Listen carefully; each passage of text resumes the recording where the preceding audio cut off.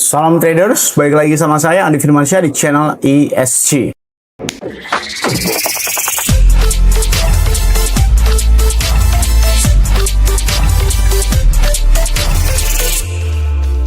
Oke, di video kemarin udah saya jelaskan ya bahwasanya adanya kalender ekonomi independen dan bahkan ada yang kayaknya ada yang ngebuat habit gitu ya. Ada yang ngebuat habit selalu komentar di saat jam detik itu juga, dan ya alhamdulillah saya jawab karena memang saya standby handphone ya pada saat di jam tertentu. Di orang ini nanya kan, itu setiap video itu pasti ada beberapa orang yang nanya kayak gitu di jam situ. Saya selalu jawab. Kemarin juga saya jawab, hasilnya adalah naik tipis. Ya, saya juga berhasil untuk ngambil open posisi long tipis karena di dalam yesterday kemarin itu adalah merah ya hasilnya ya. Tapi silahkan kalian lihat hasil dari tipis itu tadi naiknya cukup kenceng sih, dari 64.800 sampai ke 65.600 tiba-tiba dam parah, dan sekarang mencapai 63.300. Nah, ini sebuah pelajaran bahwasanya jangan pernah greedy kalau misalkan kalian sudah floating profit gitu ya, karena tipis sebenarnya kemarin itu bedanya. Dan salah satu hal di dalam kalender itu juga bukan sesuatu yang famous gitu. Durable Gold Sword itu beda efeknya kayak PCA, CPA atau PPI atau dan lain sebagainya gitu ya. Hari ini juga ada nih di jam 9. Nah ini tapi after Wall Street ya, ini tidak terlalu direkomendasikan. Alhamdulillah saya juga nggak nyangkut ya, kemarin juga profit. Jangan lupa bersyukur karena sudah melewati banyak hal,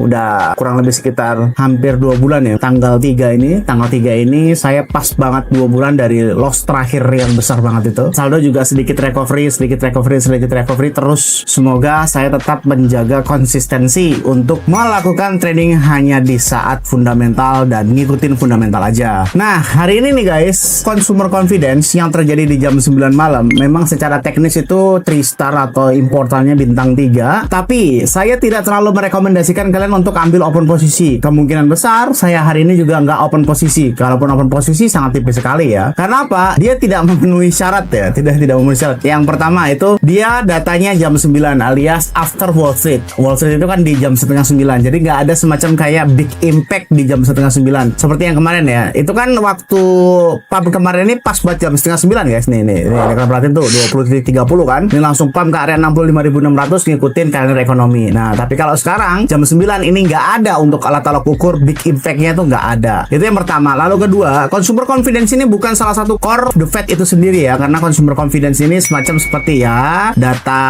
ekonomi pada umumnya gitu kan. Kalau kita cek forecastnya adalah 92,4. Jika kita mengambil alat tolak ukur sebelumnya adalah 94 ke 91 turun sama dengan merah. Berarti kalau misalkan 91 ke 92 itu berarti naik sama dengan hijau. Nah, bisa jadi hari ini sudah terjadi price in duluan. Menurut data kalender ekonomi consumer confidence itu mendukung Bitcoin untuk turun, dan di dalam jam 4 pagi tadi itu dari area sekitar 64.900 itu langsung turun drastis ke area 63.000, hampir menyentuh 62.000. Jika kalian ingat video kemarin ya, saya bilang bahwasanya likuidasinya itu di bawah semua, tetapi data kemarin itu menunjukkan terhadap Bitcoin naik, ya udah berarti naik sebentar, jemput likuidasi sesuai dengan arah data kalender, tiba-tiba ya udah terus kita mengambil alat tolak ukur likuidasi heatmap dengan model 3 threshold 0,9 standar. Nah, seperti yang saya bilang ya, bahwasanya jika data tidak terlalu cukup signifikan, maka yang terjadi adalah warna kuningnya tidak jelas. Warna kuningnya tidak jelas ada di atas ataupun di bawah, oke? Tapi kalau misalkan menurut perspektif saya, ini lebih ke atas ya guys. Dia akan mengambil likuiditas warna kuning di 64 ribuan ya, 64.200. Karena ini hasilnya sudah dam duluan sampai ke 63.300. Kalaupun nanti consumer confidence hasilnya adalah sesuai dengan forecast actualnya atau warna hijau, tetap saja kayaknya pasti bakalan pump. Saran saya untuk di area sekitar 63.300 ke bawah sampai ke 62.500 masih aman untuk ambil open posisi long, tapi take profitnya tipis-tipis saja. Menurut likuidasi heatmap itu ada di area sekitar 64.000 nih, kita boleh take profit di area sekitar 64 ribuan. Saya juga mungkin akan ambil open posisi long tipis-tipis. Untuk minyak sendiri atau oil ini juga tidak terlalu jelas ya, tidak terlalu jelas di area sekitar 82 sampai 90. Untuk gold juga terjadi sideways panjang ya. Ini time frame 4 jam loh. Saya udah set time frame 4 jam tapi sideways-nya parah banget ya. Ini time frame 1 jam juga begini-begini aja. Time frame ya nggak terlalu ada something yang menarik gitu ya. Nggak ada terlalu something yang menarik ya. Breakdown lah gitu, liatin 4 jam diam gitu ya. Semuanya seolah-olah sedang menunggu sesuatu. BTW war ini lagi di pause.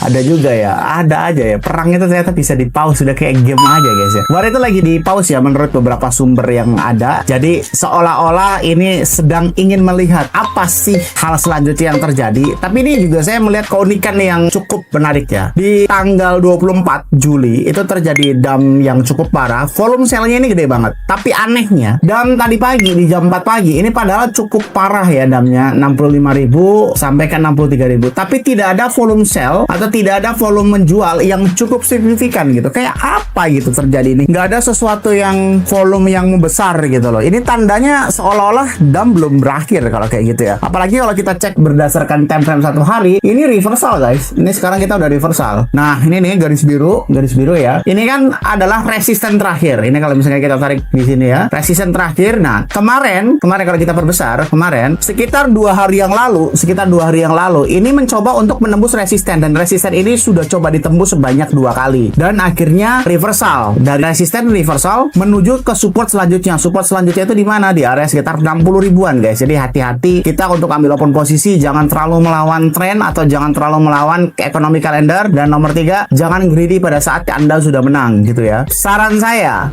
kalau nanti malam itu datanya itu dump, nggak usah open posisi. Kalau di sini warnanya hijau, nggak usah ambil open posisi. Kalau di sini warnanya merah, boleh ambil open posisi long sedikit aja. Kenapa saya larang untuk mengambil open posisi short? Karena price in harga sudah cukup jauh ya guys ya. Ini sudah cukup jauh dari sekitar 65.000 sampai ke 63.000 pas, itu udah cukup jauh. Sekali lagi, untuk nanti malam kalau hasilnya warna merah boleh ambil open posisi long. Kalau warnanya hijau jangan ambil open posisi short. Kalau warnanya netral ya jangan ambil open posisi juga. Oke? Jadi semoga bermanfaat video kali ini yang saya sampaikan. Jangan lupa klik like, komen, dan subscribe. Logikanya nih, kalau kalian nggak subscribe, ngapain saya buat video lagi? Dan share ke teman kalian agar teman kalian tahu apa yang kalian tahu. Saya Andi Firmansyah, use your logic, dan salam trader.